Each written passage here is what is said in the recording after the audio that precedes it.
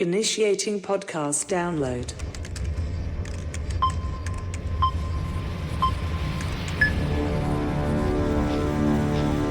Prepare yourself.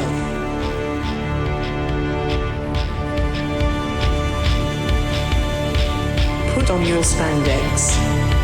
Lace up your boots. Wrap your wrists. Hide your razor blade. Head to gorilla position.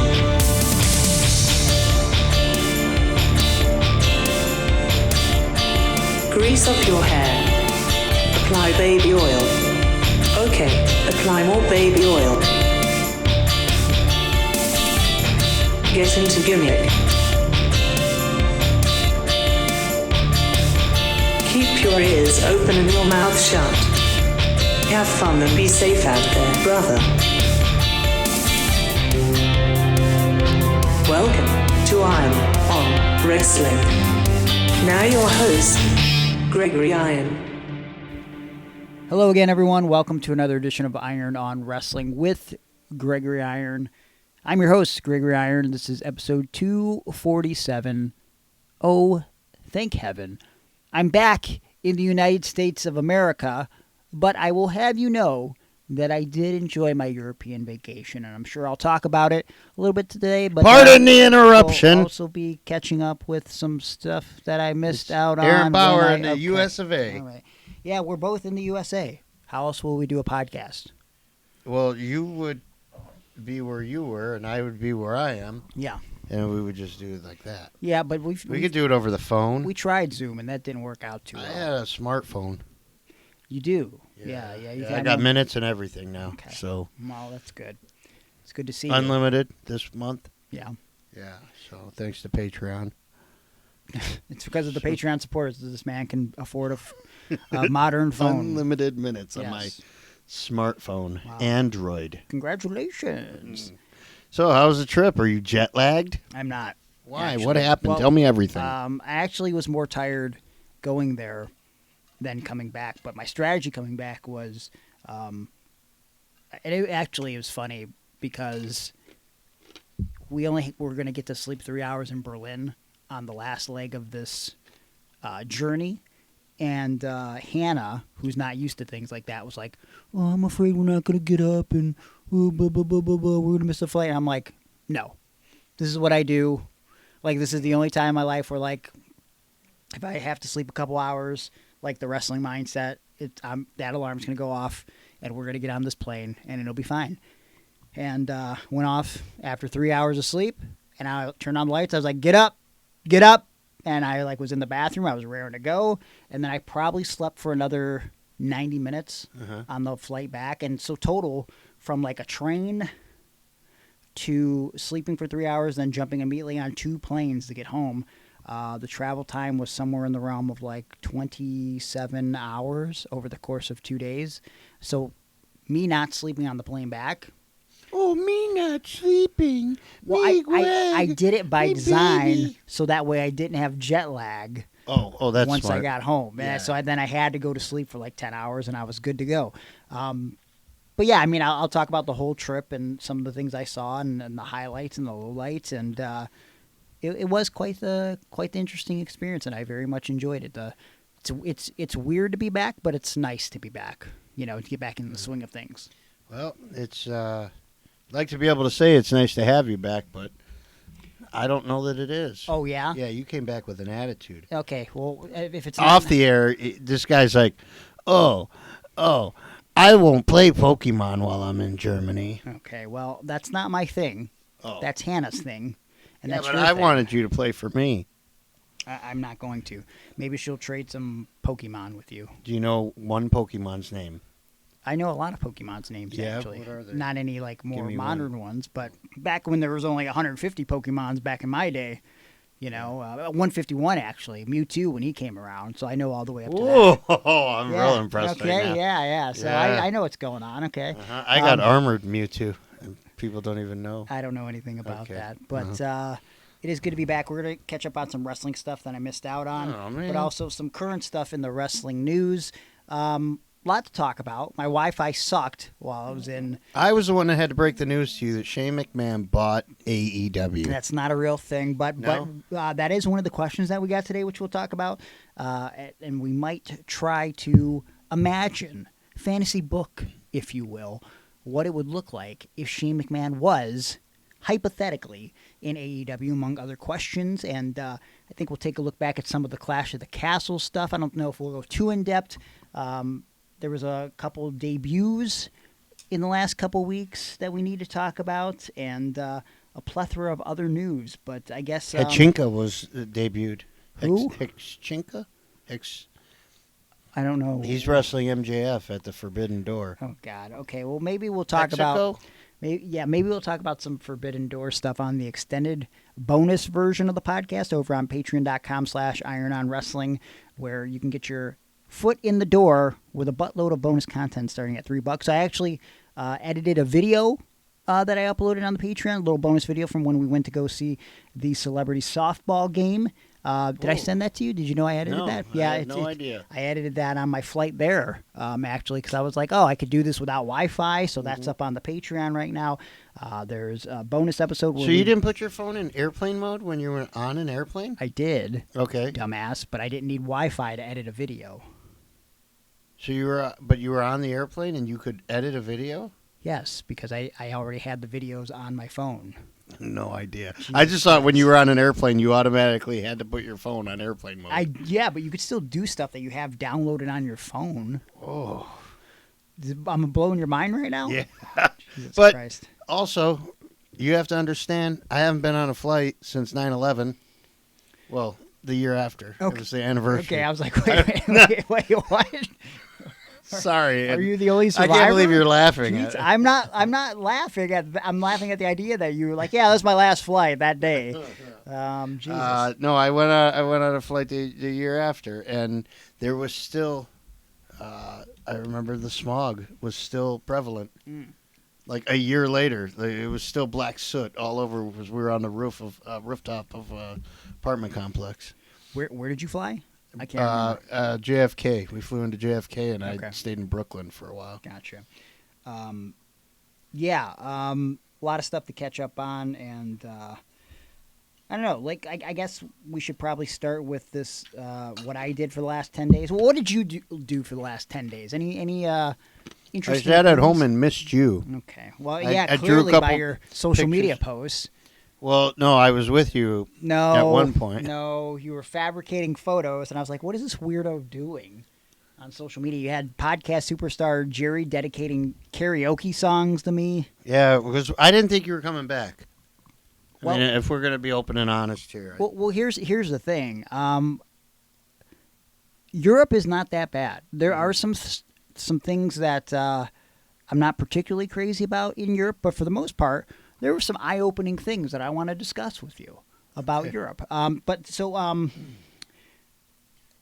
those that don't know the backstory of why I went to Europe, my girlfriend used to be an au pair, which is a nanny, about 12 years ago for a couple of kids. And one of the kids, a girl named Jolena, was graduating high school. So she was coming back. She was invited by the family to see her graduate high school, seeing as she was there in first grade. And so we made a whole trip out of it. Hannah invited me along. Graduating what? She graduated high school. Okay. She's going on to college now. Okay. And it was actually like an international school, which that means they primarily teach English. And it was interesting meeting this girl because even though she's German by birth and can speak fluent German, she did not have an English accent at all when like she spoke English. You know what I mean? Like it was just like you and I talking. Like if you would have told me that she was German, I would not have known. Like that's how good her English was. But so the plan was inviting me along. The one thing that I wanted to do was go to Graz, which what sold me on going because I wanted to try to go to Arnold's childhood home and check that out.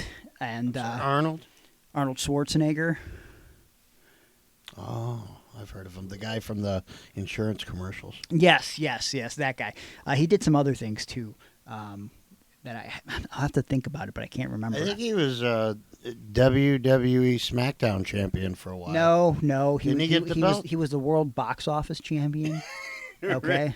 Yeah. Wow. That's what he was. How do we get Arnold on the show? Let's make him the world champion box office. Well, I think that was just a bonus to get him in the ring because he was, if you recall, when he was in WWF for that first appearance in '99, it was to promote his movie, End of Days. Oh, that is right. Yes, yes. Because like when Kane was walking to the ring, like he goes, Arnold, what do you think about Kane? And he goes like, he reminds me of the devil of my new movie, End of Days. It's like, wow, he's really trying to fucking push this movie. And then Kane was like, when does it come out? May 19th? Oh, no, that was before May 19th. But yeah, so the idea was she wanted to show me Munich because she spent, she being Hannah, she spent a year there. And then she actually spent some time in Graz as well. And we were going to spend about a day in Berlin. And then she wanted to go to a place that we both had not been to. And so the last place we were going to go to was Prague, the Czech Republic. So we flew into Berlin, spent a night there, only a few hours, but the one thing that we made happen, which was another condition of me going, was we went to the David Hasselhoff Museum, which I guess it started out as a joke, but then became a real thing, but still is kind of a joke because it's literally just a hallway in the basement of a hostel. And what's a hostel? a hostel is like basically like Like a bathhouse? like a motel Okay. of sorts. I guess like a smaller hotel, because a motel you have the rooms on the outside or whatever. But yeah, so you go into this hostel and you can go down in the basement for free and see the David Hasselhoff Museum, which is literally just like a painting of him on the wall, which was autographed by David Hasselhoff. Apparently, like when he found out about this joke when he was in Germany, he visited it and like gave a bunch of stuff from his personal collection and signed some stuff. So like there's like one of his Baywatch outfits in this basement and like Knight Rider on DVD that's like signed by him and some photos. There's actually, which I didn't know was a thing. You know, I always remember the Norm Macdonald bit on Weekend Update where he'd be like, which just goes to show Germans love David Hasselhoff. Yeah. There's a photo of him, a giant photo in this museum of him singing on like a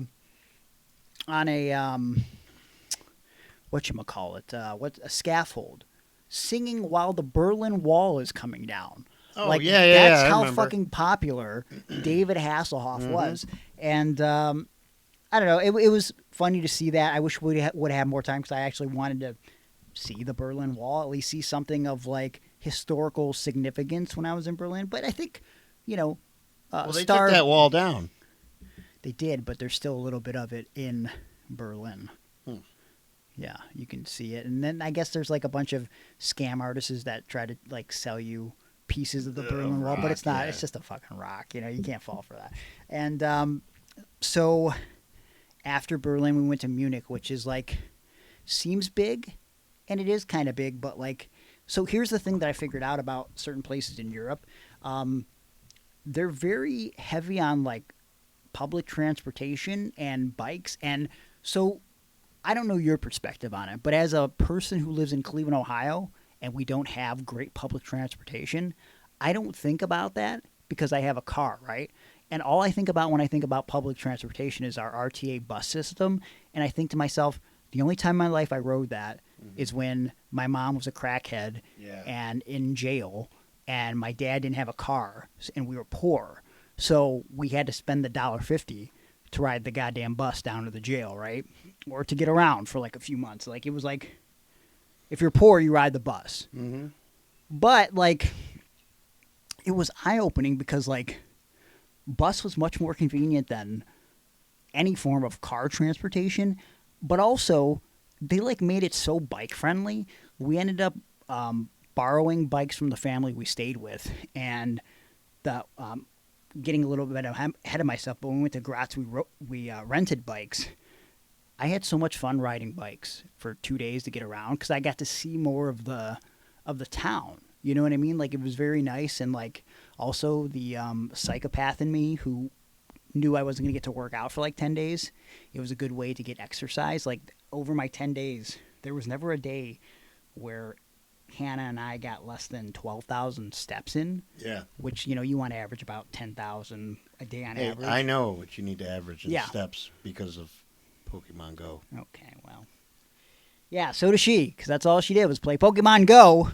But actually, she did direct traffic pretty well. She was looking up a lot of the directions and navigating the buses and the subway stations, because I couldn't have figured that shit out for Well, there's sure. maps right on Pokemon Go. So Okay, that's not going to help in Germany. Also, she speaks pretty good German, so if we need to ask Sprechen Sie questions... Deutsch?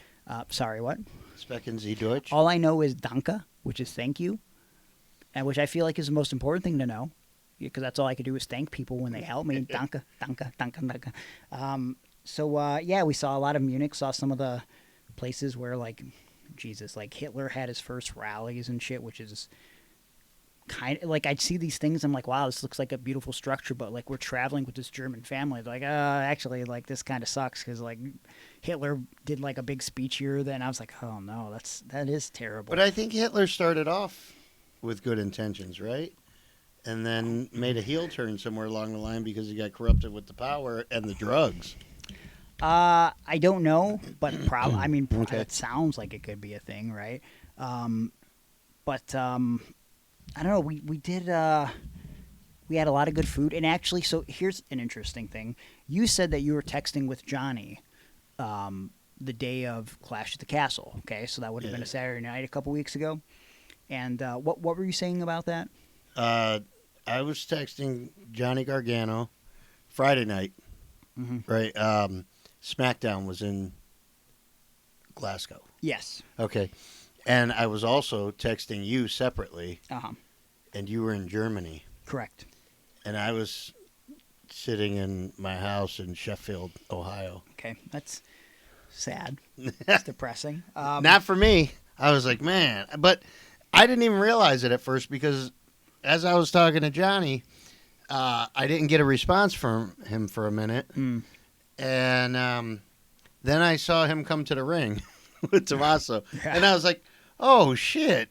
I didn't realize they were booked for, oh, wow, what's going on here? And then I was like, no, wait, this is actually really cool because talking with Greg, he's in a completely different country. Yeah.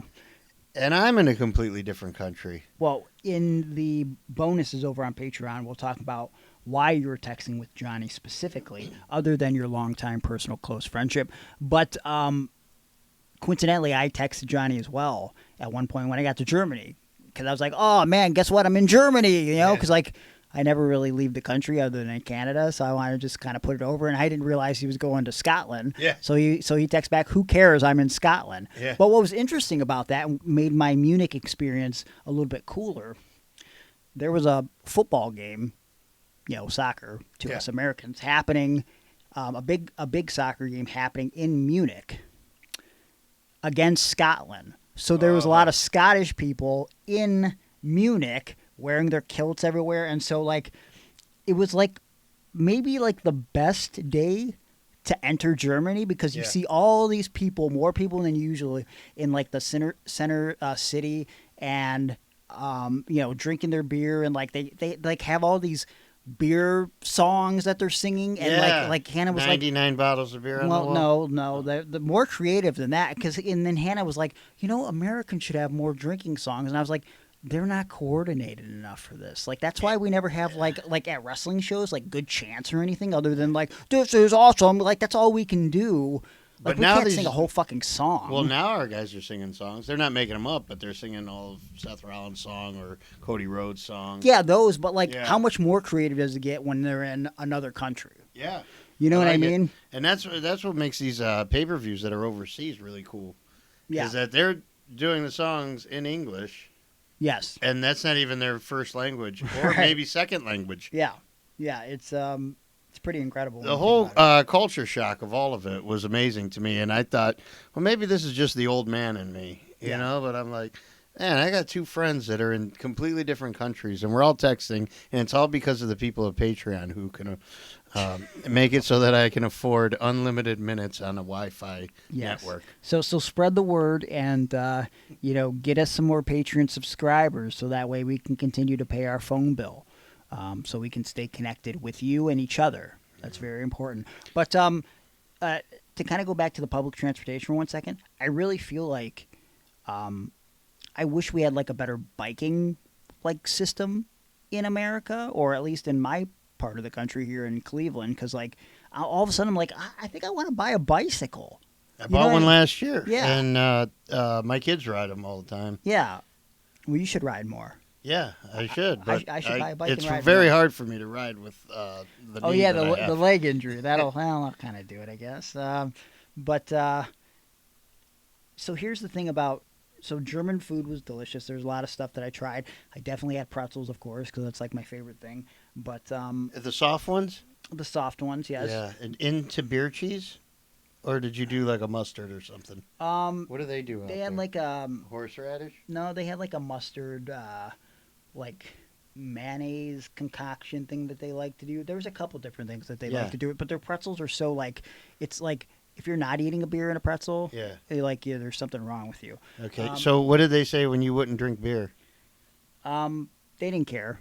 Yeah. They didn't care, but like it's funny because at one point with the family that we stayed with, we were having like this discussion late at night at the dinner table, like just us adults after the kids went to bed, and like they were talking about like some of the American things like that they don't understand that we do with the government. We're asking them about some of the German things, and they were very against marijuana, and it's funny how like old their mindset was, because like obviously I'm still drug free and everything, but like my stance has kind of changed over years. I'm like, I'd rather you smoke weed than drink beer, and they're I like, tell my kids that. I don't know if I should say that on the air, but yeah, I Yeah. tell my kids that all the time. Like, if you're going to do something, do that, because, I mean, I understand the physical dependency Yeah. that alcoholism brings on. well, it was interesting that like the woman Claudia that we stayed with, she she's like probably around, I don't want to give her age, but she's not that much older than us. And her mindset listens? no, but yeah, like but her mindset was, a weed. She didn't say gateway drug. Yeah. But she basically was saying like it's a gateway drug, all these other things. But meanwhile, in Germany, to put that in perspective, when her daughter is graduating, who's 17, one of the things they give all the kids that are graduating is a fucking beer stein. Yeah. Because they're allowed to drink at like 16 there, and like in their mind, like beer is just like, it's fine if a kid's drinking beer and like just hanging out, and like we have no problem with it, but like we don't want you smoking weed and like getting behind the wheel of a vehicle. You And know it's what? like, The gateway, the gateway drug is actually alcohol. Yeah. And that people don't talk about that ever. But I would have never smoked weed had I not drank alcohol. Yeah. And I would have never done cocaine had I not drank alcohol. And I would have never snorted heroin had I not drank alcohol. That's interesting. Well, And I wouldn't. Oh, go ahead. Yeah, you could stop that. But they've said that, since basically debunked the theory that weed is a gateway drug to other drugs. But that's a whole other discussion. But it was like an interesting, like, I wouldn't even say it was like a political discussion. It was just more so like the differences between the two countries. It was funny at one point though. The dad of the kids that we stayed with, he he thinks in American government, like if a child commits a crime at like 5 or 6 and doesn't understand what they're doing, that they go to prison for life. And I'm like, that's not exactly how it works. Like if it's like an accidental thing or whatever, like if there's not intent. But it was an interesting discussion. But I don't know. I got to see a lot of the sights in Munich, and then we stayed there for about 3 days. Then we went to Graz for 3 days, and that was the highlight for me because we rented bicycles. I got to see a lot of the city, and we rode bikes round trip, 20 miles to get to Arnold Schwarzenegger's house. And Hannah was ready to give up at one point because it was a long ass bike ride.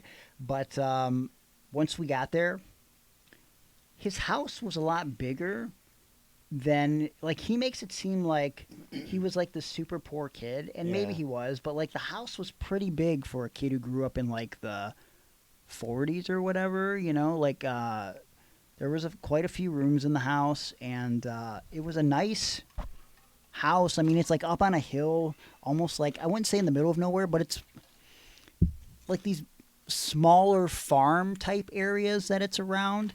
And so when we got there, I'd been riding the bike with my shirt off because it was hot as fuck, which I also heard it was hot as fuck here for a few days. Yeah, like 117. That's really bad.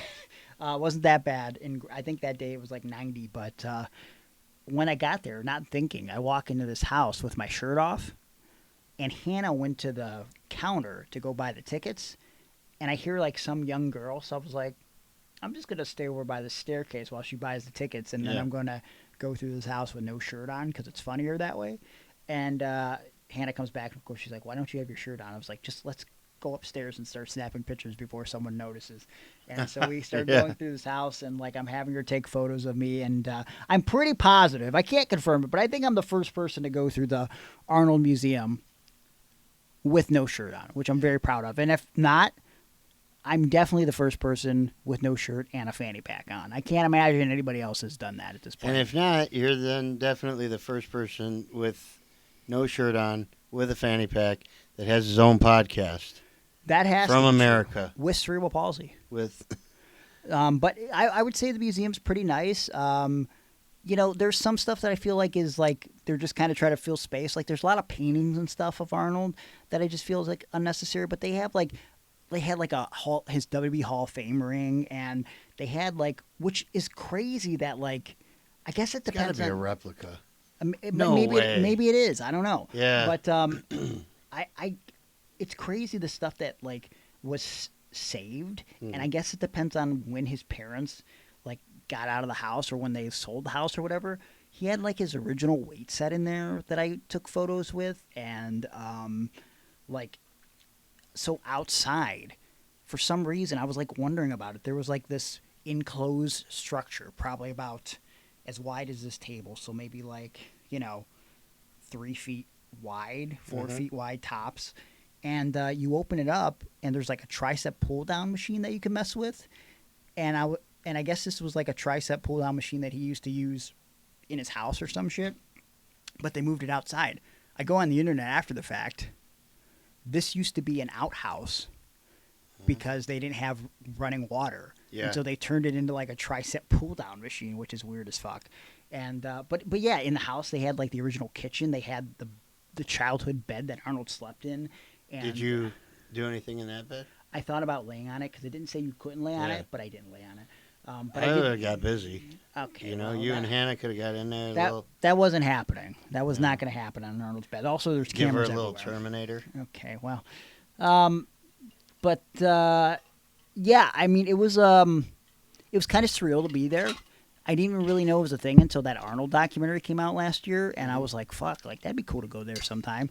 I didn't think it would be a thing that actually ever happened. So the fact that I got to go through there, and I made it in an Instagram post today, but I always enjoyed Arnold as an actor, and I always knew he was jacked and stuff. But like when I was exposed to pumping iron at like 16 from Cleveland legend Mike Ozzie, Ron's stepdad,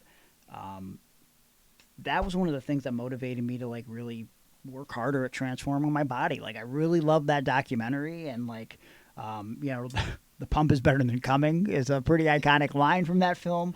And I don't know, man, it was pretty cool. There was actually a trail not too far away that we went to that was by like a nice restaurant on the water, but on the trail there was a pull-up bar that Arnold had bolted to 2 trees that was still completely intact. And I did a couple pull-ups on the pull-up bar, and it was like a whole trail dedicated to Arnold Schwarzenegger. So why is that still there? Is there security around that so you can't steal it? People are just respectful? I would imagine. There's Wow. dude, like even on like the trains and everything, like technically you have to buy a ticket, but they go on the honor system. Nobody checks your ticket. Yeah. It's crazy. Like so they just assume that you're a good person. It's wild. That being said, Yes, Germans. there was like in the Arnold Schwarzenegger Museum, there was like a random stamp, and it took everything in me not to steal it. Because I wanted to say like, oh, I took this from the Arnold Museum. And then after I told Hannah, I'm like, I didn't steal it, but I thought about it. She was like, I'm really glad you didn't. Like, what the fuck, man? But yeah, that was super cool. And then after the 3 days in Graz and bike riding and all that. We did some swimming. We spent a day in Prague, which was, I would say, was very punk rock. The closest to America, I would say, because they didn't give a fuck about bikes. There's no bike lanes. The subway and the bus system isn't great. Hannah was really worried about it because she didn't know the language, but it's a lot more Americanized. Most people speak English there. It was really cool spending a day there. Probably didn't get enough time there, but it was a good way to end the trip. We got back to Berlin, and then, like I said, it was like 27 hours back home. My Wi-Fi sucked for most of the time, but I ended up uploading some stuff to Patreon. I was able to text a little bit at least, but not while you were on the plane, right? Because you have to have your phone on airplane mode. Yeah, but you can pay for Wi-Fi if you want to, which I didn't. But they had great movies on this Turkish Airlines that we flew, which also I got to point out. We had a stop in Istanbul on the way there and the way back. Holy shit, these motherfuckers do not believe in deodorant. I mean, it's really fucking bad. Yeah, well, a lot of people don't, and I can see the point. There's a valid point. I don't want to stink. What is the valid point? Is that you have to sweat. You can't block your sweat. You shouldn't block your sweat. If you're blocking your sweat from escaping you, one, that makes you more bloated. Two, that keeps germs inside that is trying to release. Oh, I'm sure this viruses. Is what these fucking people are thinking about. What do you think? They're just dirty? I'm not saying they're just dirty. They might enjoy the smell. They probably don't even realize they smell so fucking bad. Maybe they thought you smelled bad. Okay. Well, I'm wearing right guard. Yeah, well, so, you made it turn left. All right. Well, anyways, all in all, I think it was a good experience, and I don't know. I'm looking forward to traveling more. I didn't think that'd be a thing that I was into. And here's the thing too. I almost got booked to wrestle, but every important Germany show happened before and after I was leaving. So it was nice to have, for the first time in my life, a multi-week vacation without any wrestling, not doing any work. For the first time in my life, I, actually relaxed, and it was a good feeling, I don't know, but that was that, and I'm glad to be back and get down to business. So I think, unless there's something you want to add from what you did over the last 10-ish days other than miss me. I did some traveling. Did you? Yep. Where'd you go? I went to Elyria. Okay, well, that's not too far from where you live currently. Belleville. So okay. There's that. What was in Belleville? A train. A train? I took my client who likes trains. He does like trains. And it's an old train, and it's been converted into a kitchen and dining area. Mm. And so we went and ate on that. It was good. I had a cheeseburger. It was delicious. Cheeseburger. Ah, cheeseburger. Oh, that was actually one of the best meals I had when I was in Prague. They had I'd be afraid of eating in another country because I'm picky. No, it was my favorite part, honestly. Yeah? Well, so here's the last thing I want to tell you about that. A good thing about this was I was really worried since I wasn't working out for 10 days. I was like, fuck, I'm going to eat so much bullshit. But the portions are much smaller and also more affordable. They don't charge you as much for these small portions. They're trying to rip you off. But here's the bad side. So drinks, also small, unless you're getting a beer. If you're getting a beer, they give you a big cartoonish fucking mug in The Simpsons. Yeah. Okay, so you can't get a small beer. They give you a stein. But I go in there and I'm like, can I get a large coffee? And they're like, sure. And then they give me this fucking shot glass essentially with coffee. I'm not exaggerating. I'm like, this is a large coffee.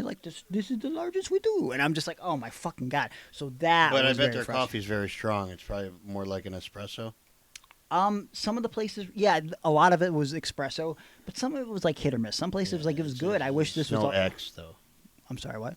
In espresso? X. No, there's no X. No. The espresso, yes. But some of it was good to the point where I was like, boy, I wish you would actually give me a real large because I enjoy this so much and I hate that I paid $5 for it. But some of it also was just kind of dog shit where I was like, wow, I wish I wouldn't have paid for this extra small coffee for $5. could have got my mustache sniffed by an alpaca, which also I did see that alpaca store. Yeah, that was nice. I liked seeing that. In Germany. So that was a highlight. The guy came out of the store when I was just trying to take a picture, and like in perfect English goes, whispers into my ear, "Say yes to alpaca." And I was like, yes. And he's really trying to sell me on alpaca, like to where I didn't even go in the store because I was like, all right, man, like just leave me alone. Because he's just like, they make great blankets. Yeah. And, they make great pets when they're around. I'm like, okay. All right, man. Like, these sound like a creep. But, yeah, so that's it. And that's all I got to say about that. I think maybe we should talk about some wrestling. Yeah, we can do that. But let's take a break first and pay some bills. When we come back, we could talk about Shane McMahon now owning AEW. Potentially in some fantasy booking, I don't know, and some other questions and comments and some stuff that I missed over the last 2 weeks. What do you say? Down. All right. Hey, how's your physical? No. Feels good. Well, Feels good in my hand. okay, good to know. How is your physical health and well-being, though? I took a break from my normal supplements and talked to Mike from TNT, and we discussed things, and it's time to get back on track now. And he has supplied me with a little product called the AC262, or in the underground world, we like to call it ACE. Okay, all right. So this is going to lean me back out a little more, add a little strength and muscle. And I'm ready. This is day one.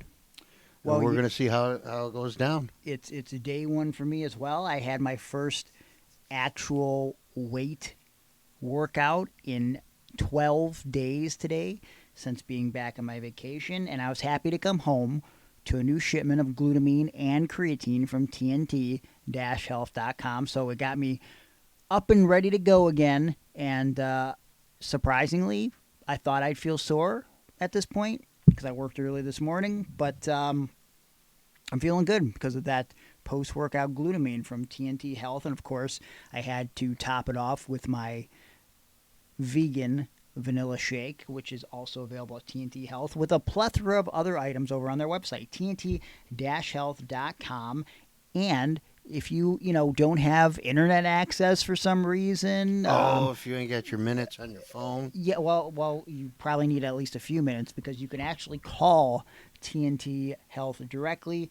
Their phone number is 361-283-9105. That's 361-283-9105. You can talk to Mike, the owner of TNT-health.com directly. They're based out of Corpus Christi, Texas, but they are delivering all over the world. And listen, it's absolutely free to talk to them. It's absolutely free to check out the website. They have gotten us going on our fitness journey stronger than ever, and they can get you where you need to be. And, they want to make sure that you hit your goals, but no one's perfect. If you only hit about 80% of your goals, you're good to go because you're gonna mess up sometimes. But the point isn't being perfect. The point is progress, and that's all they want at TNT-health.com. So what are you waiting for? TNT-health.com. Use our promo code IRON, IRONON, and you'll save 10% on everything you order. So stop wasting your time. TNT-health.com, because it's about your health today, not tomorrow.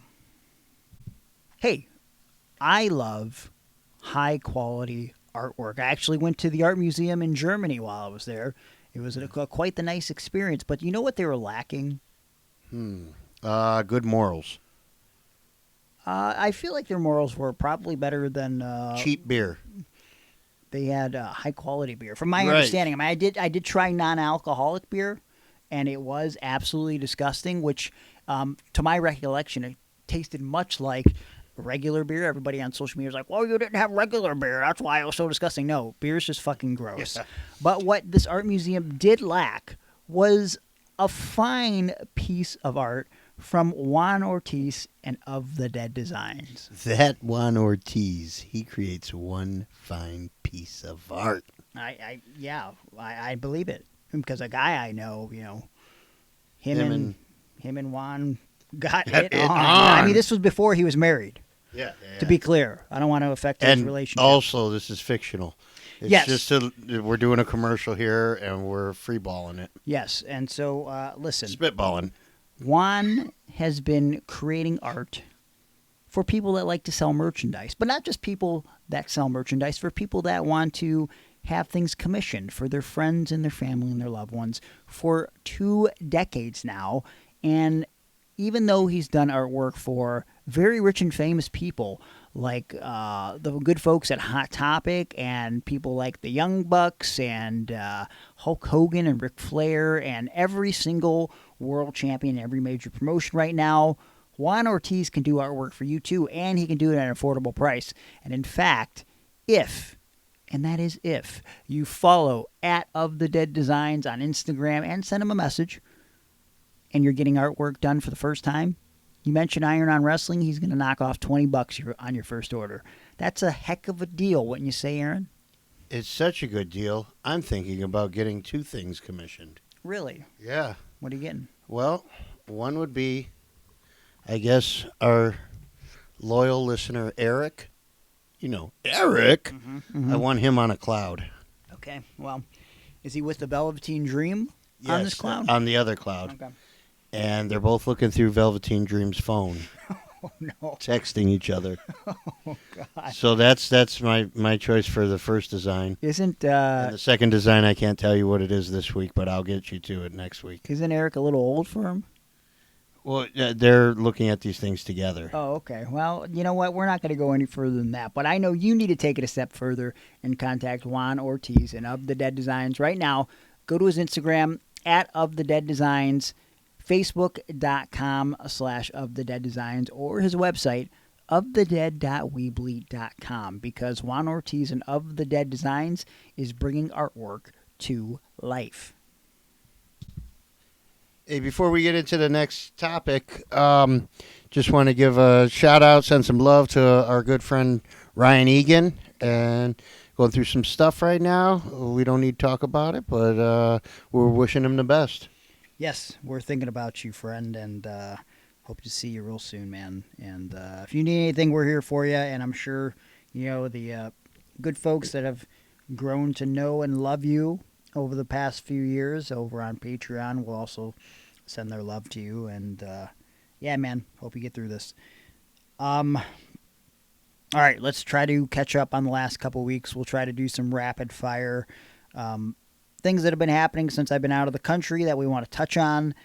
How good was Clash at the Castle? Really good? Is that good? I don't think that justifies. Well, so here's the thing. So my initial, the initial spoilers that I saw before I watched the show were very few, but the internet has a tendency to blow things out of proportion. Because like someone posted like, man, like that fucking finish for AJ and Cody sucked it. Crowd was booing it, and Jade Cargill shit the bed, and Damian Priest almost killed himself in the main event. One of the worst showings ever in the history of pay-per-view. And so I see this, and I'm like, geez, it sounds like every match was terrible. And I watched the show, and shockingly, it just seemed like the internet blew it out of proportion. Yeah. And the show was great. Number one, I like any show on a Saturday. Way better than Sundays. Number two, I love afternoon shows. Well, for me, it was actually, if I would have watched it would have been right on time at 8 o'clock. Oh, yeah. Yeah, so. I would love a morning pay-per-view. I love when pay-per-views are on at like 8 or 9 in the morning because I'm already up. I've already been up for 3 hours at that point. Yeah. And then 5 match shows. Give me more of that. Yeah. I really enjoyed AJ and Cody. I listened to Cornette, and I saw that he had like a little bit of a problem with it because of brawling in the crowd and shit. But that just like, to me, that's like Attitude Era stuff. That's fine. I enjoyed the finish. It's a good go-to finish where you have the heel be a chicken shit and, quit right before he gets hit with the large weapon and then get hit with the large weapon post-match. I don't know, man. AJ has been doing great stuff again. I loved his homage to Mark Henry to set this match back up. Wasn't as good as Mark Henry. Nobody's ever going to do it as good as Mark Henry because of the little things that Mark Henry did to make that very realistic. But it was fine. It was original when Mark Henry did it. Also true, but like again, I've said it before, like the things that he did in the segment, like hold the belt up upside down, like is something you wouldn't do as a professional. You would do it because you're emotional in the moment. It's we've talked about it on the show before, but I really enjoyed AJ and Cody. It seems like Cody's probably going to move on to the next thing now, which might be Solo. Yeah, it's that's looking fine. like. But really, what I'm looking forward to is finding out what AJ's going to do now. And I haven't been interested in AJ Styles in years. Well, now that they have a TNA connection, Yeah, that's what I'm hoping, man. Good God. It would be nice to see Let's him bring go back Fortune. But also, here's my thing. What do you think is the benefit for a WWE TNA connection? Because I think for WWE, in my opinion, it's a good proving ground for talent. It's a good way to have almost like a side developmental of sorts, like having that partnership. It's a good way to test out folks that they might be interested in WWE down the line, like Jordan Grace, like we'll talk about in a little bit, Joe Hendry. Atticus Cogar is not in TNA. No, but he could be. He could be, yes. You know what, really, I wanted this is going to mix two topics together, but I really thought that the fit for the Wyatt Sicks would have been TNA. Because they already did things where, like, they murder people and stuff like that. Well, we'll talk about that a little bit. I think people blew that out of proportion, too. We're like, whoa. Yeah, but it's still like the supernatural shit. I know it's not totally that way, and they said they're scaling back on all that, but yeah. A door appeared, and smoke came out of a machine, and magically lights went on and off. And all that shit is great if I'm watching that type of a show. Sure. But when I'm watching Monday Night Raw, that's not my thing to see. Well, so I thought TNA would have been a great spot for that. I think it's all about the follow-up, and as we're recording here on Monday, we haven't seen the exact follow-up yet, but maybe it'll happen by the time we're done with the show, and we can kind of touch on whether or not this is going to shake out to be good or bad. But also on Clash at the Castle, listen, Jade Cargill's performance was fine. I think they've put her in the best possible scenarios. This might have been the worst of the best scenarios because it was the three-way tag. But, like, when the internet talked about her shitting the bed, I thought, like, honestly, I thought she did worse, and it wasn't even that bad at the last pay-per-view. What was it? Backlash? When it got all awkward in the tag match, and, like, she started, like, she... yeah. Yeah. See, shit like that, I don't care. Like, people were upset with what happened with Jade. She recovered right away. She did. And that's the most impressive part to me. How you recover. It's not if you fall. It's how you get back up and how you go forward. Right. And for her, I thought that was wonderful. I thought she did a great job with that. And also, fuck, man, it's wrestling. It should something should be real. Somebody should fall every once in a while. Sure. Not everything should be a fluid dance. Yeah. I mean, if anything, the worst part about that fuck up afterwards was the fact that she was tapping out from the Shayna sleeper hold or whatever she had him in. But, technically speaking, the ref couldn't see it. Now, if the ref would have saw it, that would have screwed up the whole finish because the ref would have had to call for the bell for sure. So what was that deal? Was she tapping out or was she, like, hulking up? I think maybe, if I had to guess, I would imagine maybe she felt like Shayna had it in a little too legit. It was kind of trying to give her the Iggy, but wasn't realizing that the Iggy she was giving was a tap out. Yeah, okay. So that's the way I kind of tried to view it. But well, then they talked about it, too. They followed up. I think it was on Raw or on SmackDown, where they said, hey, Jade tapped out to Shayna. Yeah.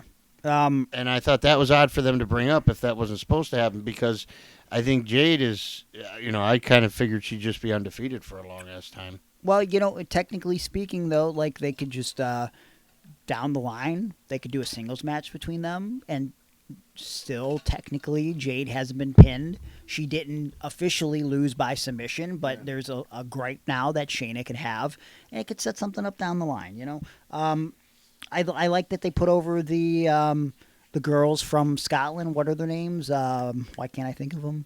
Isla Dawn. Yes. And Fire and Ice. That's close though. Fire, Tiffany Fire. But here's the thing: they haven't done anything with them since the draft a couple months ago, and this gives them instant credibility. Boom! So now we can do something with them on the roster. I think they got charisma in their promos. They're pretty great in the ring, honestly. Like the fact that they've kind of been sitting on them for the last 2 months is a little bit surprising. But you know, you can't be doing something with everybody at all times. So the fact that they've now got him into the equation. And honestly, I think the best thing they could have done was make Jade and Bianca a tag team, because now it seems like now that more time is passing, it seems like they're trying to build credibility of this tag team division for the women. So we'll see where it goes from there, but I thought that was a fun match and not as bad as the internet made it out to be. I really loved Piper Niven and Bailey. I thought that was a great match, and I love Chelsea Green. I saw that she went to the internet and said that if she wins Money in the Bank, she's going to change the women's championship to the Divas championship when she wins it. That's heat. Yeah. That's real heat. And yeah, man, like I thought it was a great semi-main event for Clash at the Castle. What's the other match that I'm forgetting about before we get to the main event? What else did they do on that show? It was I don't have it right. Chad Gable and yes. That was Yeah. awesome. Yeah. And I love that they were still teasing the Otis stuff. The Otis geez, why am I forgetting? Tozawa? No, Maxine. Oh. It's very reminiscent of what they probably wanted to do with a crowd with him and Mandy Rose. Yeah. Because that was one of the most disappointing things about the COVID WrestleMania, is that we never got that incredibly big pop that we would have got if we would have saw the kiss between Mandy and Otis. I think right now the big pop is the inevitable beatdown that Otis is going to lay on Chad. We saw a little tease last week on Raw with the ripping off of the shirt and pushing him down. I hope they do a little bit more than that. But yeah, man, I see the parallels with the Maxine and Otis thing. And of course, I think Tozawa can come out to be a nice little baby face out of this whole thing. But the real talk of the show was the main event. Glasgow's own Drew McIntyre versus Damian Priest, which, man, you talk about great tweeners.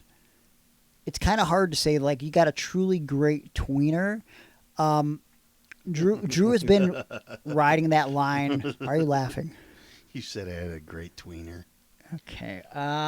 He's been riding that line perfectly. Like, in theory, he really hasn't changed who his character is. But there's definitely been more of an edge, and his promos have been the best of his career because he's getting to be who he really I would love is. for him to win Money in the Bank and then win the title, because that would go against everything he just talked about Priest. Yeah.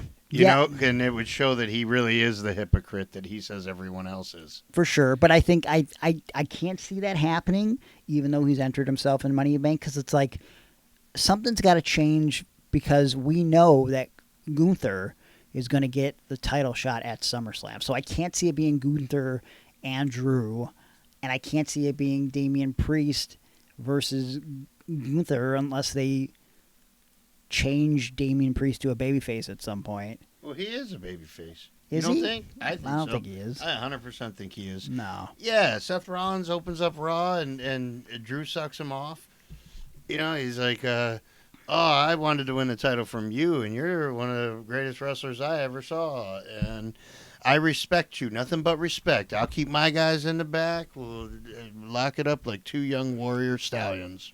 So what do you think the dynamic is going to be with the Judgment Day? Because technically then, if you were talking like that, Damian Priest, you could say, is becoming a babyface. Rhea's definitely been a babyface, but they just haven't made her officially a babyface. Finn is still kind of like, he's more of a chicken shit. Like, he's like lower on the totem pole. He's like the leader of the B team essentially right now, you know, because he's kind of calling the shots over Dom and Carlito, who is he officially in Judgment Day yet? Not yet. But once Drew takes over the Judgment Day, after he accepts their help, after he wins Money in the Bank and cashes in, after he does everything that he preached against, and him and Liv are the leaders of the Judgment Day with the same 3 flunkies, then I'm okay with all Well, that. I don't know if the Drew thing is going to be a Judgment Day thing, but I definitely see Liv being in Judgment Day for sure, because she's going to take everything from Rhea. Yeah. But I still think we're going to get CM Punk and Drew McIntyre at SummerSlam. Oh, yeah, we are. I just talked to Phil. Did you? Yeah. The main event between McIntyre and Priest was pretty great. There were a couple things here and there that I wasn't particularly crazy for on the Damian Priest side. There are moments with Damian Priest where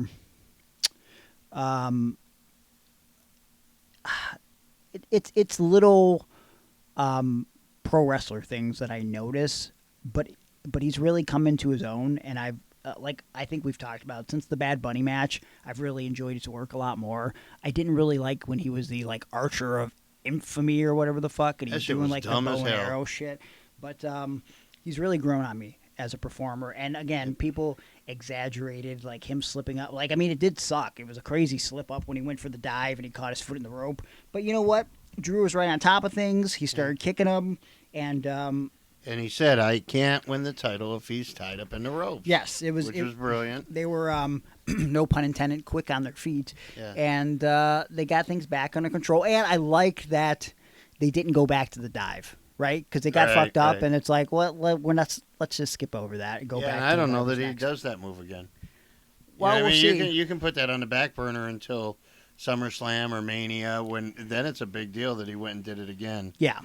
I think the talk of the show, though, was the ref bump, which was pretty creative. And, they had the ref limping on the outside of the ring, and then the ref tried to get back in. They bumped the ref off the apron to the barricade. The ref was down. We needed another ref. The way they shot it and framed it was perfectly. Again, I knew that there was a CM Punk appearance, but I didn't know how it went down in the match. And so when I was watching it, literally today, I finally watched the main event today, I'm seeing the way they shot the ref from the back, and I'm like, which ref is this right now? And I was thinking it was the one with the slick back hair, because there is one with the slick back hair. Yep. And so it was like 1, 2, and then he stopped counting. I was like, oh, this is Punk. Okay. You know when I knew? What's that? Because they had the tight shot, and I go, because I love shoes. And I go, oh, who's wearing these Nike Dunks? The Chicago Bulls version. Oh, shit. Yep. This is Punk. And he stopped at 2, and it was confirmed. And then the way they shot it, again, everybody's been talking about it, but it was some of their best work since, well, maybe since ever. Yeah, so Punk ends up giving a low blow to Drew McIntyre after Drew gives him the goozle, and Damian Priest hits the, what is it called, the South of Heaven? Yep. And he got the 1, 2, 3, and it was a great show. And, it's, again, laying the groundwork for what we're going to see in a couple months at SummerSlam in Cleveland. Really looking forward to that. And as far as debuts go, in NXT, we got to see, we talked about it a couple weeks ago on the show, I said my dream right now is for Joe Hendry to go to WWE and make $1 million. He hasn't made $1 million yet. You know what? You stop with all that shit. What's that? Because you didn't do that just once. You did that the week before, too. Oh, did with All Ego Ethan Page. I did do that, actually. You were like, oh, you know what? I would love to see him there. I saw him this weekend. Yeah. He seems like the perfect fit. Yeah. And then the next week, you're like, you know what? Joe Hendry is my guy. I hope that he's there. Well, hold on. Let me try something. You know what? I'd love for Gregory Iron to show up in NXT and make $1 million. Can we make that happen? 'Cause that'd be great. When I saw that Joe Hendry, I got some service in the Europe, and I saw that he was in the Battle Royal. I was like, fuck yes. And he got a good reaction. Like, people kind of knew who he was. And, if they don't pick up Joe Hendry at some point, they're doing themselves a disservice. And he's got... Just look at his views. The hits that he got on social media. So many views. Again, keep in mind, his song was number 2 in the UK, right below Taylor Swift. So, that's clearly this dude built his own brand, which I think is something that they look at a little bit more now and just like, well, if he could do this for himself, what could he do for the company? They're not stupid, and I think there's a reason why they gave him an entrance over all the other people. Weird to see Frankie Kazarian in that Right, match. because I thought they would have made him grow his hair back. Yeah. Isn't that why he got fired the first time? He refused to cut his hair? Yes, and then he got fired, and then he cut his hair soon after. So I mean, right. that's, And then joined Fortune. yeah. So, long term, I'm liking the TNA and WWE connection. Again, I don't know what the exact frame of mind is, but if they're using it as like a side developmental, I think it's a solid thing. But the bigger debut than Joe Hendry, Friday. Again, because I was in the other country, I didn't even think about SmackDown until the next day. And what a good call to have Jacob Fatu debut in Chicago in front of a crowd like that.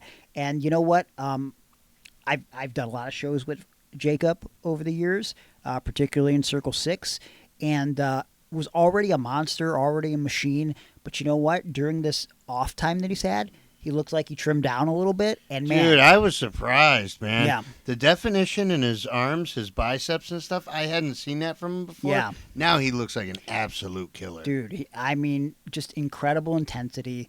And So the throwback to the old Samoans, like the Samoan SWAT team, but just upgraded. And you you know, the new version. And I don't know Oh. about you, but like, so here's the funny thing, and I don't know if I brought this up like months ago. Hannah, she goes, I could see down the line like maybe Solo tries to become the tribal chief. He kind of takes over the bloodline. I was like, I don't know about that. Like that, because like we're always talking stories. I'm like, I just can't see that happening. And then when it happened, she's like, didn't I call this? I'm like, shut the fuck up. And for the first couple months here, I was like, I still don't know. Last couple weeks, I'm really getting into him as the tribal He's chief. got so much swag right Yes, now. and- The confidence, he's been perfect. Paul Heyman has been fucking amazing. Like Another one. I never thought we could see Paul Heyman ever as a babyface, but they love Roman so much, and the way he's been playing this sympathetic, like scared, like these mafia-esque bloodline guys, these criminals, they're out of their mind. Like, please help me. Yeah. Like, it's just And it's all for a swerve, right? He's going to screw Roman over when he comes back. Roman's going to save him. Then Paul's going to screw him because that's what Paul does. Paul turned against Brock Lesnar for the big show. Yeah. Of course he's going to turn against Roman Reigns for Solo. I don't know, man. I feel like this might be the first time that he doesn't do that. I feel like you really can have a sympathetic. At But least also, for you should have known that Paul Heyman would be way over as a babyface.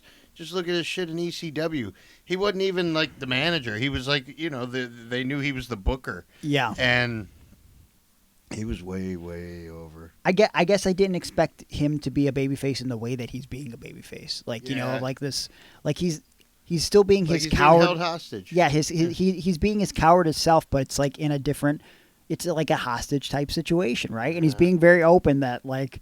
It's not like he's being secretive, like, yeah, I love the blood. Like, he's like, please get me out of this. Yeah. Like, please take me with you, CM Punk, while you leave the building. And there's so many different directions they can go. Like obviously, I think at some point we've talked about on the show, you could do a bloodline versus bloodline, which is, I think, inevitable. But Gotta be Survivor Series. But you know what? If they didn't do that at Survivor Series right away, you could easily, with the way they've been doing things, you could easily do Cody, Kevin, Orton, and Riddle. no, you can't do. He's not there anymore.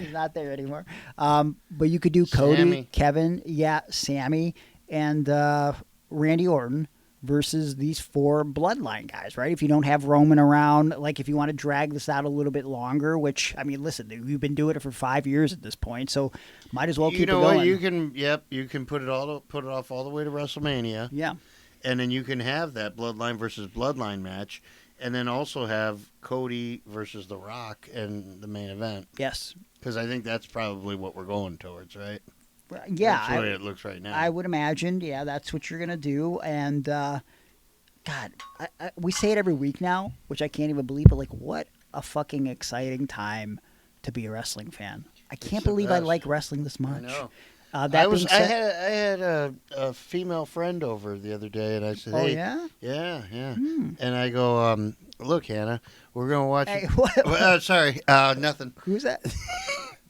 No, I go, "Hey, I'm sorry, I'm not gonna pay you really any attention because I am invested in every storyline right now. Each Yeah. one is good. I can't wait for Otis to shove this asshole Gable down. And it might be on this pay-per-view, so I got to make sure I'm watching. Yeah. And then I go, also, if Liv comes out and she's wearing Dom's underwear or something, that's going to be crazy. That's an amazing storyline. And then there was something, bloodline shit. You know what? If there's one thing that I feel like, and I hate that I'm saying this, that I don't think this is the mindset, but it's very similar to all those times that we heard, like, the one smart thing that Vince Russo would always say is, like, when I was writing TV in the WWF, it didn't matter who you were. If you were on the show, you had a story. And it just feels like everybody's doing a story that matters. And the smartest thing that Triple H ever did was put Easter eggs in the background of every promo, because now you have to pay attention to every promo. So I just want to point this out to you. While we were recording here, and I said Drew would be the new leader of the Judgment Day, and Liv would also be, like, they would be co-leaders. Yeah.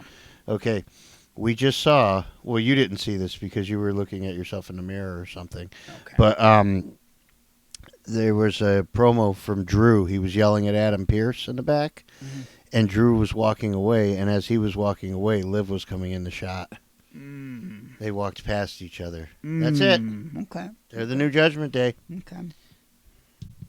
I'm sure there's some stuff we're missing out on from the last couple weeks. I do want to say I love the Liv and Dom stuff. I'm looking forward to the progression of all that. But I think we should probably talk. Oh, what? Let me ask your opinion on the Chad Gable situation with the Wyatt Sicks. Okay. Okay, so what happened there? And are they heels? He's a heel. Is it just the? So I don't know, but I think maybe because of the Bray Wyatt stuff that the Wyatt Sicks is probably going to be baby faces, but what they did last week was not the actions of baby faces. It's not very baby face-ish. But also, I'm afraid, like, you're debuting 5 guys at once, so, like, I don't know, what do you do with them off the rip? Because now you've added 5 people to the show. You know what I'm saying? Mm-hmm. Unless they're all just doing shit work for Uncle Howdy off the rip. I don't know what you do with the 5 guys right away. And, like, what's the... I think, again, like we sort of talked about, like, whatever the follow-up ends up being on Raw, like, what are their intentions? See, I started trying to dig deep into it, and I started thinking, Gable kept saying that Otis and Tozawa and Maxine? Yes. Yeah, that they were family. And I was thinking, well, the Wyatts are a family, and they are attacking Chad for not appreciating his family. Maybe. Yeah. Teaching him a lesson. You're abusing your family. Yeah. So we're going to abuse you until you get your shit together. Well, I would hope they have a bigger purpose than just channeling or targeting, rather, Chad Gable. Oh, no. I mean, Yeah. this is going to be throughout the roster. Somebody that may have done something that we weren't even noticing yet, or I don't know. Well, they might be vigilantes. It is the anniversary of. You know what? I'm not even going to say it because it's just not. It's not appropriate. September 11th. No.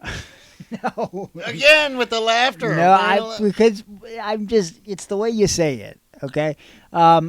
Just moving on. I think we pretty much caught up on all of the important things over the last couple weeks. Let's answer some questions. But first, one of the most frequently asked questions we got asked this week, people wanted to know how we would book Shane McMahon in AEW. It seems like this probably isn't going to happen. From all accounts on social media, it seems like Shane may or may not have joked about, what if I showed up at AEW? What do you think the reaction would be? I don't know if there's any real possibility of this, but what if? What do you think those 1,200 people would do in the crowd? You know what? That's why I don't think it'll happen. I mean, he's not going to come back out for 1,200 people. I think there might have been less people in the crowd for the last Nitro. I can't confirm that, but Shane was there. Yeah. But listen, I don't think AEW needs Shane McMahon, especially with some of the money they're bleeding right now, with the talent they have, which is good. They have good talent that they're paying a lot of money for. Probably should do something with them because, like, listen, back in the day... how could they afford not to have the greatest in the world? The best in the world? Okay, well, so here's the thing. Back in the day, Shane McMahon would do stupid shit and occasionally give you a really crazy match that would be memorable, right? But that was back in the 2000s, okay? In recent years, after the initial pop of Shane coming back in like 2016 and, the follow-ups weren't that great. And also, listen, I've never been more concerned for a person like Shane, considering that by the time he gets to the ring, he's like covered and drenched in sweat. His face is very red. Yes, and so, and listen, let's think about the last 2 times we saw him in WWE. One time he booked himself to be in the Final 4 of the Royal Rumble, and the other time after that he did a leapfrog and he tore his quad. So, after the initial pop of Shane McMahon showing up in AEW, what do you do with him from there that makes sense, that would want people to come back and tune in for? What would you do, Aaron? He joins the Elite. Okay. Then what?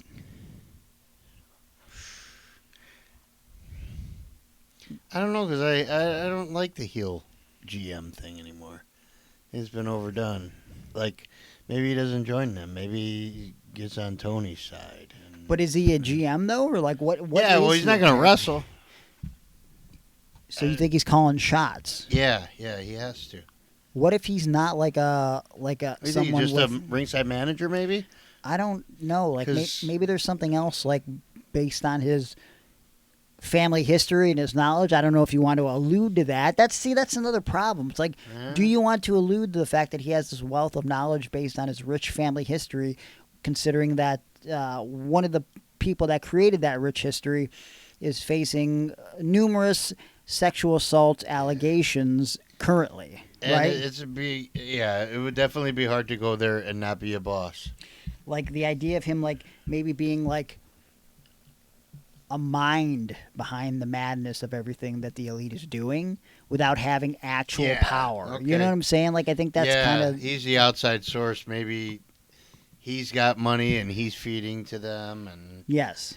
But also, again, listen, there's already loopholes in this Elite storyline. Like, I think the stupidest thing about it all is that Tony Khan has been shown sitting backstage on multiple occasions. And sometimes what he says matters and other times it doesn't. So it's like we haven't made a defined line about why he can't do things at certain times. I don't know. I don't... It's hard for me to answer how you book Shane McMahon in AEW because I just don't find it necessary. There's already too much happening to where, again, after the initial, holy shit, I can't believe there's McMahon in AEW, I can't imagine where you could go from there unless you're just randomly having Shane McMahon for some reason wanting to jump off a blood and guts cage and team with the Elite. Like again, I don't want to see him jump off of anything anymore. Shane's kid has been on record on a podcast a few months back. I think you might have remember saying that I don't watch that crap, which I'm sure for referring to AEW. So I'm sure that frame of mind was passed down to him from his family. Yeah. So I have a hard time booking that because I don't see it. But I guess he would be the mind behind the Elite if you did anything with him. No way. It's a Don Callis faction. they've been taken over, and Trent went with them, and so Orange Cassidy's out there, and it's a total beatdown by the Callis family. And then here comes the money, here comes the money. Well, he ain't gonna come out to that song. Dollar, dollar, dollar, dollar. And then ching, ching, ching. And he comes to the ring, and he cleans house, and him and Orange do the best friends hug. And they're the Orange McMahons. Jesus Christ. Okay. Well, moving on to people with questions from Patreon, because they get first priority. And if we have time, we will do more questions from social media. And we will answer the rest of those questions on the extended version of the podcast. Double J over on Patreon asks, for Greg and Aaron, what is the best crowd reaction you have ever received during an entrance/post match? What returns to wrestling in the past 10 years excited you the most? I think, didn't we just do best returns in the last 10 or 20 years recently? Yeah. Okay. Yeah, we said Triple H. Yes. Triple H was definitely one of them. The Rock, when he was the guest host for Mania. Yes. Double J, go back in the archives a couple weeks because we definitely covered that. I don't think there was any that you wouldn't guess would be one of the best. I guess 10 years only takes you back to, 2014? So I would say off the top of my head, the best return in the past 10 years, I would say both of CM Punk's returns, both to AEW and his return to WWE. I don't know if that's hard to top. He's one of the biggest names of all time. He's one of the biggest names of the late 2000s and early 2010s. As far as the best crowd reaction I've ever received during an entrance or post-match, I got to say, off the top of my head, when RJ City and I died, came back from the dead as ghosts, and Heaven is a Place on Earth began playing over the loudspeakers, and I got probably the biggest reaction of all time just by removing a sheet after pretending that I was a ghost. It makes no sense that would be the biggest pop of my career, but it was. And in that moment, I did consider retiring because I said it doesn't get any better than this. What about you, Aaron? Your biggest pop ever, whether it be entrance or post-match? Oh, man. Hard to top the first show that I ever did as a commissioner with Rod Destiny. Mm-hmm. What? Who?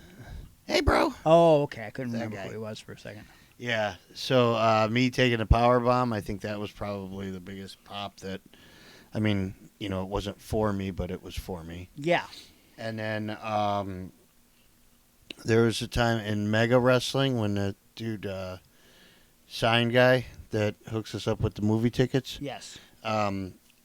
he had some signs, and we tore up the sign, and then he had another sign right under it that said, because you tore the first one up. And then he had a sign that said, look under your chairs. And then everybody looked under their chair, and there was an envelope taped under everybody's chair because he got there extra early. Yeah. I think he helped JT set up the ring or something. Mm-hmm. And so all the fans pulled out these envelopes that were under their chairs, and then he held up another sign that said, open them. And then they opened them, and then they all had a sign in there that said, you suck, or whatever. So that was a genius moment. That's I like amazing. that. Yeah. That's amazing. And I'm sure there's more. Like anything in the prison was great. Oh, those good old PWO prison shows. Sam Rosala asked, if you won Money in the Bank, how would you personalize the briefcase? What would be your version of the Mr. Money in the Bank? Nickname like Damian Priestley. Apparently that's caught on with him. Being Senior Money in the Bank, or Braun Strowman being Monster in the Bank.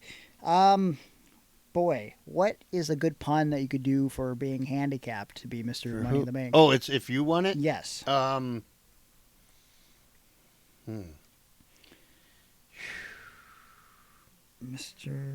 Money, something about rolling. I don't know. I don't have anything good. I think I'd have to sit on this and circle back. Yeah. What about you? Do you have a The Mr. same Money in the Bank name? No, for you? No. No, for yourself. Oh, for me? I would be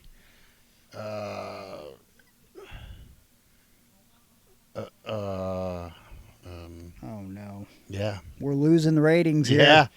We'll come back to that, Sam. Eric says, "Have you tried the Grandma McFlurry? Yes. Will you try the Hulk Hogan beer?" What the hell's a Grandma McFlurry? McDonald's has this. It's like it's almost like the ship from Dairy Queen. Okay. What do you call those things? Tornado, blizzard. Yeah. So it's like a blizzard. Yeah, I understand what a fucking McFlurry is. I didn't know. asshole. Well, I didn't know what one was. Jesus I don't eat Christ. shit like that. Not like you. What's a Grandma Anyway, McFlurry? this has everything that you would find in the bottom of your grandma's purse. So like it's got like a butterscotch in there. bubblegum, Yeah, some kind of bubblegum shit, some kind of cracker or something. lint, Lint, handkerchief. like coins. Yeah. They put coins in a McFlurry. Yeah, it's really weird, man. but Seems dangerous. It's delicious. Choking hazard of sorts. I liked it. I had a few bites of one, and I was enjoying it. I think there's some cookies in it. I will not try the Hulk Hogan beer, but I will probably buy a case for my Hulk Hogan collection. Dude, there is a Hulk Hogan vape. Yes, that's been out for a little bit. Yeah, I saw it. I almost bought it for you, but it was $25. I don't think I need a Hulk Hogan vape, but I would probably buy that too. I have a real problem. I don't know why I need all these Hulk Hogan items. Seems unnecessary. Well, good role model. Yeah. He's never done anything wrong in his personal or professional life. Sam also asked, "Do you believe in Joe Hendry?" Yes, of course I believe in Joe Hendry. Why wouldn't I? I don't. What? How could you? Let me see here. Let me try to answer a couple questions from the social media. I think actually a couple of our Patreon subscribers asked a question over there. Josh Newman said, "Are you excited for Deadpool and Wolverine?" I feel like I should be, but I'm really not. Also, have you watched Late Night with the Devil? Also, I love you. Oh, that's so sweet. I have not watched Late Night with the Devil. I don't know what that is. I'll look it up. I am excited for Deadpool and Wolverine. I'll probably see it with Gargano. He's going to be in town when it comes out. And I want to try to get the popcorn bucket. Have you seen it? No. What is that? From Deadpool and Wolverine movie? No. Okay. So the popcorn bucket is supposedly designed by Deadpool. So they made it look like Wolverine's face, but like with a big circle as the mouth. Uh-huh. Like you could like mouth F the hole in Wolverine's mouth. They feud? No, they're friends, man. Oh. Okay. They're partnering. Have you not seen Deadpool 1 and 2? I saw the first one. I found them very entertaining. Yeah, I like all the superhero movies. I don't go out of my way to see them mostly. The Marvel ones I did. Is this Marvel? This is Marvel. Now, Okay. especially Deadpool will now become part of the MCU with this movie. The Deadpool movies Okay. before that were not in the MCU. So It's still the same guy or no? yes, Ryan Reynolds, Uh-huh. and they brought back Friend of the Rock? Hugh Jackman for Wolverine, which Friend of Chris Jericho? is he?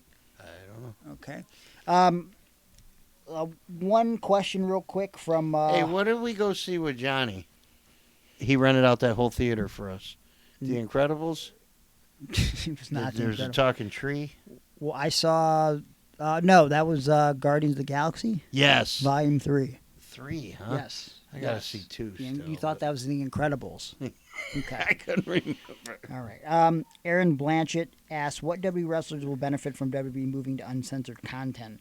Will this open the door to any wrestlers on the independent circuit? Okay, so I'm glad this question was asked so we could talk about this because this is a current event from this week. The internet, of course, like we mentioned earlier, blowing this out of proportion. In an interview with Pat McAfee, Triple H talked about how they would have the opportunity to be a little bit more uncensored on Netflix. And the example that he cited was how Fox was bleeping out the crowd for the holy shit chants, and they were blackening the screen for certain segments with The Rock. So I think when they say that the content will be uncensored, I think it means it'll be a little bit more lax. I think you guys are setting yourself up for disappointment thinking that you're going to get some R or X-rated product on Netflix. I do think we're going to have moments that we would otherwise not experience on network TV. I do believe that at some points you might get an F-bomb that's not bleeped. I do believe that we'll probably get some more adult-oriented content that we would never see on network TV or on cable television. But I don't think it's going to drastically change the product to where it's something that is not friendly to sponsors. I think that's something you need to keep in mind, because there's still going to be, whether it be in commercial form or some sort of buffers in the show, there will be sponsors still part of WWE. And as a reminder, SmackDown is still going to be on USA. So I don't know if the business model, as far as how the show is produced content-wise, is going to change super drastically. But we've already seen plus them. They still want kids to be able to watch it. Yes, I mean, that's who they sell to. We've seen them get a bit more edgy. We're seeing more blood, which I don't have a problem with, because it's not over the top like something like AEW does, like every week. But yeah, I don't think it's going to be this uncensored product. I think actually listen to the interview with Pat McAfee, and perhaps maybe you have a different perspective. It's not what you think it's going to be. As far as will this open the door for any wrestlers on the independent circuit?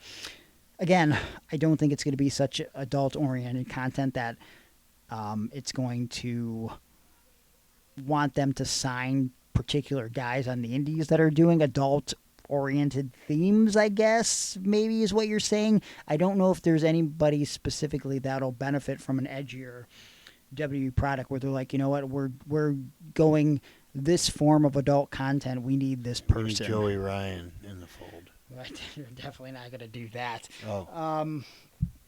We do have some more questions that we will answer over on the extended bonus episode over on Patreon. We're also going to talk in depth about the conversation between Johnny and Aaron and whatever else crosses our minds. But I think we're going to wrap it up here. It's been a nice little episode. It's nice to get back in the groove of things. And it's nice to be back on American soil, even though being in Europe kind of made me realize that America kind of sucks sometimes. But, that's anything. Sometimes you suck, Aaron. But, I still keep showing up. You swallow. Okay. Wow, that's where we went, huh? Jesus. Okay. I don't know. That's old indie stuff right there. Yeah. All right. Or the other one was always, not as bad as your mom sucks. Oh, yeah. Ask your mom. All right. So until next week, we're going to start wrapping up here. Make sure you subscribe to the podcast on YouTube or, whatever specific podcasting platform you download the show. Subscribe to us so you get alerted when we drop new shows. And make sure you give us 5 stars. Yeah, wherever do it and screenshot us. 5 stars wherever you download podcasts. It creates visibility for the podcast. Leave us a little review. And, we'll read it on social media. We'll read it on the show. And follow us on @Iron on Wrestling on all social media, Facebook, Instagram, Twitter. Follow me on social media. I'm Gregory Iron on X, Gregory_Iron on Instagram, Facebook.com/TheHandicappedHero. You can book me with a DM on any of those social media platforms. I can do pro wrestling motivational speaking or pro wrestling seminars. We can work something out, so send me a DM. Cameo. Search Gregory Iron. I can give you a shout out of some sort. Perhaps maybe you need a late Juneteenth shout out. I don't know what else you might need, but I can do it for you over on the Cameo. Check out patreon.com/Iron Wrestling for a buttload of bonus content starting at $3, $5 for video, $9 for the Zoom chat that we'll be doing before the month ends here. And you can even get stuff in the mail, which I'll be shipping out stuff for the $25 and up Patreon subscribers this week. So be on the lookout for that. ProWrestlingTees.com/Gregory Iron for my shirts, Aaron shirts, Iron and Wrestling shirts. Aaron, what would you like to plug? @Fair to Air on Twitter, X. @Fair to Aaron on the gram. No feed finder? Did you give up? Yeah, man, I just can't figure it out. Did you I lose think your I feed? gave everything for free, and then I went to go back, and then I forgot my password. And so, I don't know if you know anybody that could help me with it. I'll look into the situation and I'll let you know. But until next week, hey, everybody be good, be safe, be good to yourself and each other. Goodbye, and here's a kiss. Goodbye to go with that.